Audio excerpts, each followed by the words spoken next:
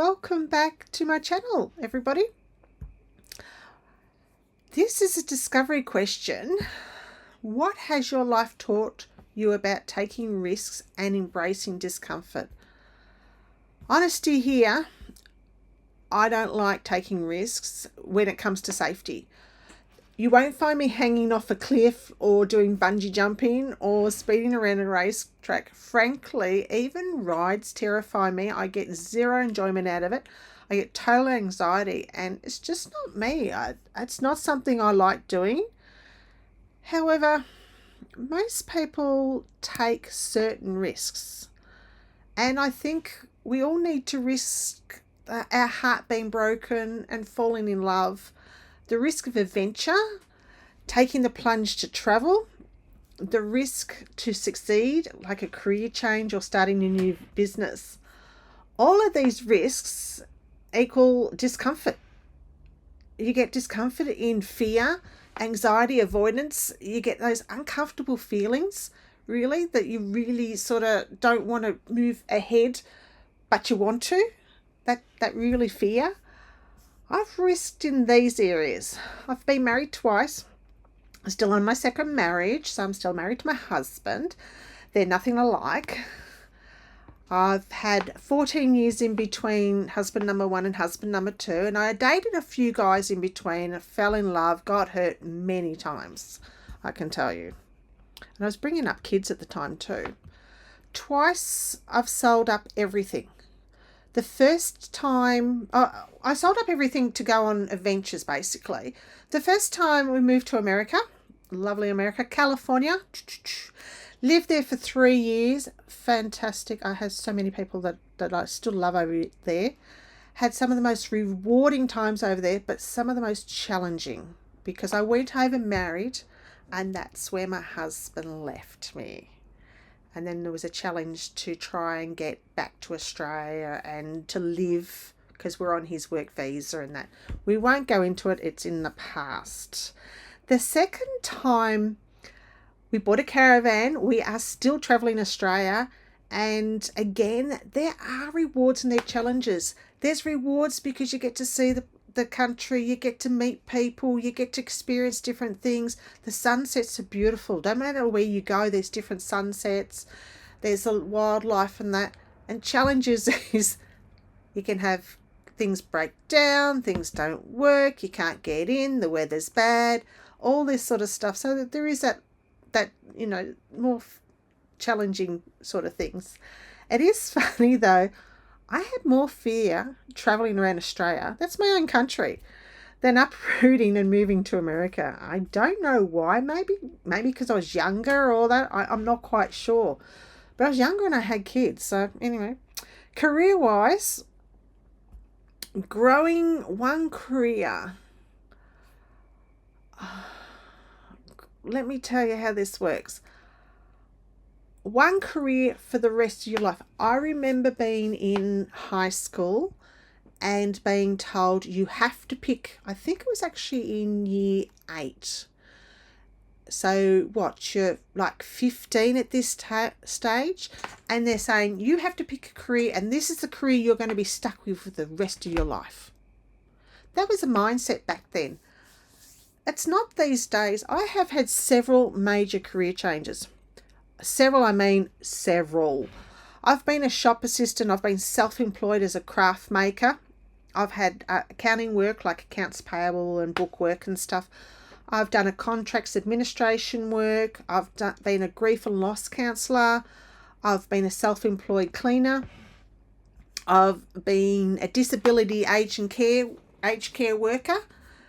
And I've been self-employed baker, pastry chef, cake decorator, and that was where we had our last business. Now I am dabbling in YouTube in my retirement. Also, over those times I've picked flowers, I've assisted in horse auctions, craft markets, I've made dolls' clothes, I've sold perfume, I've done makeup, and the list goes on. Sorry, my alarm's just gone off on me. I've got to ring my husband. So hang on, I better stop. So sorry about that. My husband's just changed time zones, so there's, instead of being half an hour behind me, he's now 2 hours behind, and somehow got in my head that it was 2.5 hours and set the wrong alarm, and then I changed the alarm. And then when I went to start the video, and I'm thinking, I've got plenty of time, I've got an hour before I have to ring him, and of course the alarm went off because it wasn't an hour, it was a half an hour. So let's get back to it. Now, the other risk, well, actually, the risk and fear that hubby and I had was when we ventured out and set up our patisserie. This is the big risk because, one, my husband and I hadn't been together for long. And I was coming from a patisserie background. He was coming from a chef background. And he currently worked at a restaurant where I was working doing pastry chef work. And I went to buy the business that I was working in, and things didn't turn out the way I planned. So I left that business, looked for another one, found a place. And this place, we were turning a restaurant that had closed down, and literally had just closed down just before we saw it. So we turned a restaurant into something that no one had ever done before. We were creating this patisserie in this area. So we had miniature cakes, we had bread, and we did our own croissants. We did everything there. That we mixed the bread, the cakes, the pies, everything. You could get all there, and all handmade. But at this stage, we had no outside income. We lived off a little bit of investments, a little bit of savings, and a little bit of praying, believe me. We had kids to support. Now, although they were a little bit older, the kids, they weren't like little kids. We had 6 of them between us. So there was a lot of kids to support financially.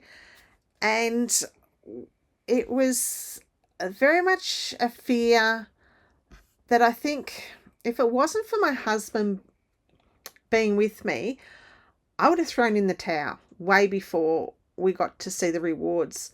We were in it for 9 years, and it did take a long time to get to where we were making a profit of it as well. And we had a lot of things that we went in blind and made a lot of mistakes, learnt a lot, but it was rewarding. And all this boils down to, all I've just said is, it's such hard work mentally and physically. Owning your own business, especially one in the food industry, it's such hard work. So the other, oh, by the way, it was definitely rewarding, and it has helped us now to be able to travel. The other thing is, I was involved in volunteering. So I was with St. John Ambulance. I did church food banks, where we used to give out food to people who need it. I helped at the kids' school. I'm currently volunteering in the animal rescue and a place that supplies hospitals and funeral homes with these beautiful packs of baby clothing and blankets, as well as keepsake items for the baby. It's for angel babies, basically. The reason I've given you so much background is so you can understand that this was my mentality. I found it easier to be confident to go out and volunteer myself than to take risks in a career. Although I had several careers, it was more, and I did have several businesses self-employed. I found it hard being self-employed, selling yourself, because I reckon selling yourself is hard, especially when you don't value your worth as much as you should. And it took a while, and took listening to people and learning from other people in the same industries to increase the value of my product I had or my services. We were still very reasonable compared to a lot of places that you could get stuff from. As the saying goes, my sister, though, could sell ice to Eskimos, and she could get it for the highest price. She's an artist, and she just has that personality and knack that she can do that. Me, on the other hand, I think I'm too much of a perfectionist in me. I thought, 100% perfect in my eyes, although it wasn't that my worth wasn't as valuable. So that's why I was thinking everything had to be 100%, but I still give it to cheaper. And please, whatever you do, don't get yourself into that. You just miss out on so much in life. And that's not just with business. That's with the perfection bit with, other things. What I learnt over the years is sometimes you just have to let go. That being satisfied with being good and not perfect, especially if you're getting other people to do stuff for you. But sometimes it's just okay to embrace that bit of discomfort because, after all, what is perfect? What I perceive as perfect is different to what you perceive as perfect. And that you can see in people. Sometimes you might see someone and go, oh, they're not doing things as good. But in their eyes, that's good enough. And in your eyes, you just might have that different perspective. Or you might say they do it a lot better. So it might be the other way. So can you answer this question? What has your life taught you about taking risk and embracing discomfort? I feel my life has taught me that taking risks has its reward or rewards. It is challenging. It gives you experiences. It gives you a lot of choices. It gives you education and it gives you life lessons. So to weigh up the pros and the cons of risk, if it isn't life-threatening and there's something that you desire to do, then the question should be, why not? As I said, I'm not at risk in safety, but the question should be, why not if there's no safety risk? I spent too many years not doing the things because of fear.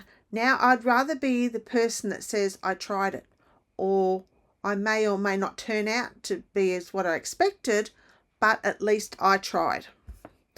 And at least I did what I was dreaming about. I hear a lot of people go, oh, I'd like to start a business but they never do it. We did it. I would rather regret that I did it and I tried to fulfill my dreams and then to, later in life go, I wish I had have. So what risks are you going to take to have a more fulfilling life? What has your life taught you about taking risks and embracing discomfort? What is stopping you from doing what you dream of? Just let me know in the comments. Meanwhile, I hope this video was insightful. Please stay safe. Thank you for watching and I'll see you in the next one.